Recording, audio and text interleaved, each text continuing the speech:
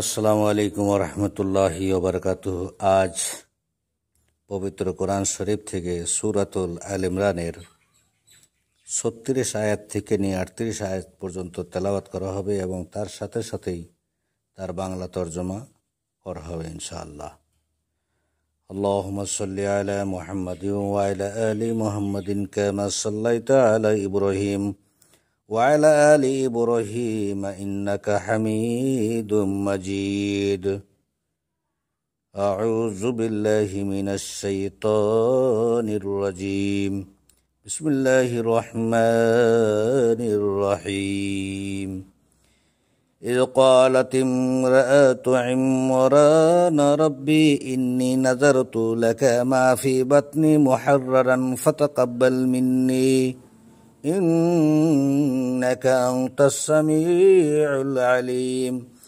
فلما وضعتها قالت ربي إني وضعتها أنثى والله أعلم بما وضعت وليس الذكر كالأنثى وإني سميتها مريم وإني أعيذها بك وذريتها من الشيطان الرجيم.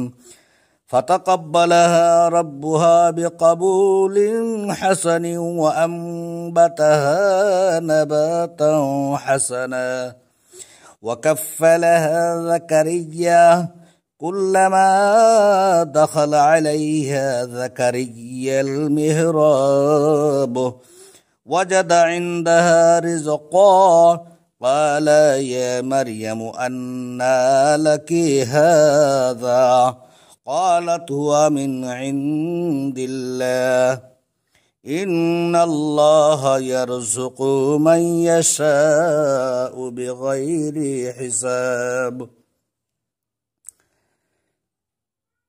যখন ইমরানের স্ত্রী বলেছিল, হে আমার রব, আমার গর্ভে যা আছে নিশ্চয় আমি তা খালেসভাবে আপনার জন্য মান্নত করলাম, অতএব আপনি আমার পক্ষ থেকে তা কবুল করুন, নিশ্চয় আপনি শ্রবণকারী সর্বজ্ঞ।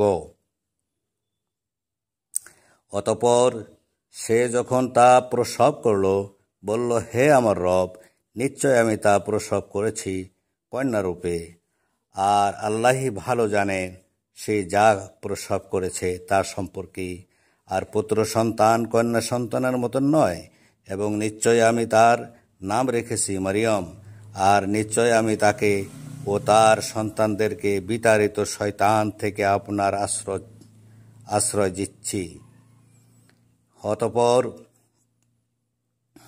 অতঃপর তার রব তাকে উত্তমভাবে কবুল করলেন এবং তাকে উত্তমভাবে গড়ে তুললেন, আর তাকে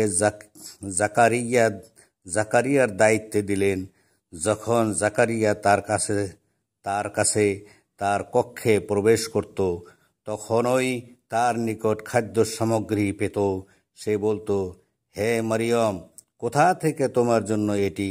সে বলতো, এটি আল্লাহর পক্ষ থেকে, নিশ্চয় আল্লাহ যাকে চান বিনা হিসাবে রিজিক দান করেন।